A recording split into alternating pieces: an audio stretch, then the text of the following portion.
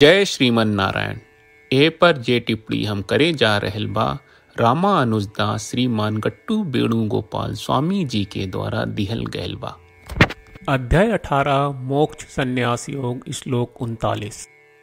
यदग्रे च अनुबंधे च सुखं मोहनम् आत्मनः निद्रालस्य प्रमादोत्थं तत्तामसम् उदाहृतम्।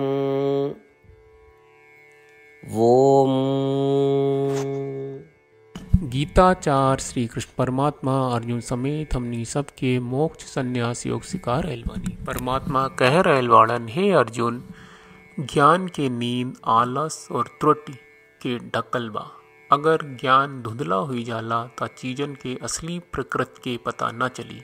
रौरा कितनो अनुभव करी, बल्कि ऊ लोग के असली स्वभाव रौरा कबो ना जान पाई। ई तरह से नींद, आलस्य और लापरवाही के माध्यम से जौन सुख मिलेला, जो मूर्ख आत्मा के भ्रमित करेला और ओकरा के कबो चीजन की असली स्वरूप न जान देला। चाहे उस शुरू में देखे, अंत में होके या हमेशा खातिर ओकरा के तामसी सुख कहल जाला।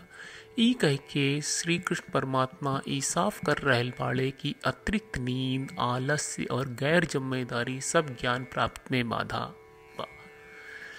यही से नींद, आलस्य और लापरवाही के गुलाम न बनी।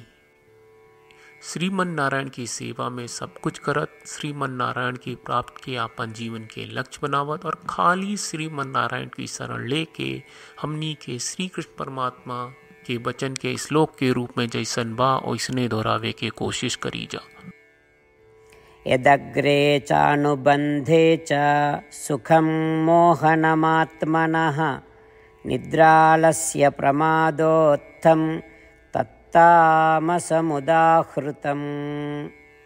श्रीमद् भगवत गीता का पूरा सार श्री कृष्ण परमात्मा ने अध्याय 18वें के श्लोक 65 से 70 में 8 काम करे खातिर दिले बाड़े। श्री कृष्ण कहले, हम ओ लोगन से प्रेम करनी जो लोग इन 8 बातन के मान तारे। हम ओ भक्तन के हर तरह से रक्षा करब। श्री कृष्ण परमात्मा के द्वारा बोलल गईल संपूर्ण भगवत गीता सुनला के बाद अर्जुन कहले, करिष्ये वचनम त्वा, जेके मतलब बा, कृष्ण मैं उही करब जौन आप कही। यही कारण बा श्री कृष्ण अर्जुन के हर तरह के सफलता आ विजय प्रदान करेले। आई परमात्मा के आपन व्रत देई कि हमनी के ये 8 गौ कर्म के पालन करी जा।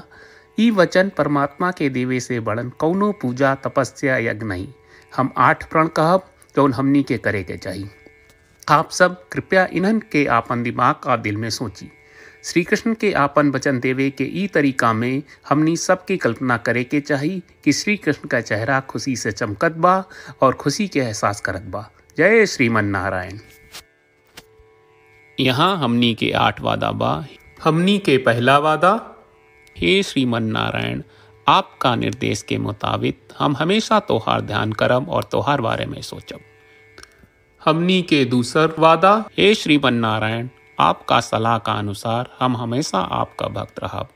हमनी के तीसर वादा, हे श्रीमन नारायण, हम आपन सब काम तोहरा सेवा के रूप में और तोहरा संतुष्टि खातिर करब। हमनी के चौथा वादा, हे श्रीमन नारायण, जैस की आप माने के कहले रहलू, हमरा बहुत विश्वास बा कि हम आपके होई और हम हमेशा आपन दोनों हाथ जोड़ के आपके नमस्कार करब और आपकी पूजा करब। हमनी के पांचवा वादा, हे श्रीमन नारायण, हमरा के तोरा बात माम एकम शरणम ब्रज 1866 याद कहले, जहां आप हमरा के आपन का अर्पित करे का कहा। श्रीमन नारायण, मैं हमेशा तोहरे शरण में रहब। हमनी के छठवां वादा, हे श्रीमन नारायण, हमरा के तोहरा बात माँ सुचहा 1866 याद कहले कि आप हमनी के शोक ना करे का आश्वासन दे रहे बड़े। हम अब और शोक ना करब। हमनी के 7वां वादा, हे श्रीमन नारायण, आपने हमरा खातिर श्रीमद् भगवत गीता के वितरण करके हम सबके कृपा कहले और आशीर्वाद दहले बा। हम वादा करत बानी कि रोजाना कम से कम 1 श्लोक पढ़ब या सुनब।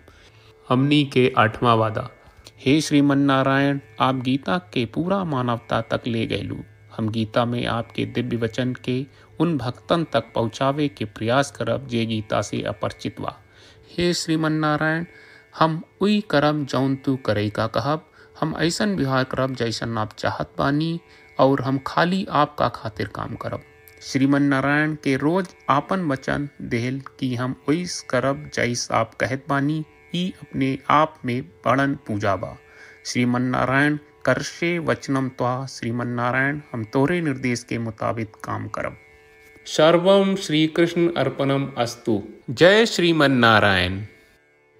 यदग्रे च अनुबन्धे च सुखं मोहनम् आत्मनः निद्रालस्य प्रमादोत्थं तत्तामसम् उदाहृतम्। ॐ यदग्रे चानुबन्धे च सुखं मोहनमात्मनः निद्रालस्य प्रमादोत्थं तत्तामसमुदाहृतम्। जय श्रीमन नारायण। सब भक्त लोगों से विशेष अनुरोध बा, जीवन में हर चीज में हमनी के तत्कालिक और प्रभावशाली परिणाम की अपेक्षा रहेला। एकरा खातिर आइए रोजाना 1 मिनट के समय निकालल जाए और नारायण आश्रम पढ़ल जाए। नारायण आश्रम प्राप्त करे खातिर नारायण आश्रम वेबसाइट पर जाई, जो www.narayanashram.org है, और पंजीकरण में आपन नाम और ईमेल दर्ज करी। आपके द्वारा प्रदान कईल गई ईमेल पर आपका एक नारायण आश्रम PDF प्राप्त हुई। PDF में एक रामायण श्लोक, एक गीता श्लोक और एक विष्णु नामम बा। ये तीनों के मिल के नारायण आश्रम कहल जाला। हर व्यक्ति के ये श्लोक के अलग अलग संयोजन मिलेला। जब हर कोई 24,000 भक्तन के साथ रोजाना आपन नारायण आश्रम पढ़त आ सुनत बा, ता हर दिन संपूर्ण रामायण का 1 दौर, श्रीमद् भगवत गीता पारायण के 33 दौर और श्री विष्णु सहस्त्रनाम स्तोत्र पारायण के 24 दौर प्रतिदिन पूरा होएला। ई एक बहुत ही उल्लेखनीय और विलक्षण परिणाम बा, जौन हर एक दिन ऐस करे से निकलेला। ई कारण बा कि आप और आपके परिवार के सदस्य तुरते जाके आपन नारायण आश्रम प्राप्त करी। जय श्रीमन नारायण।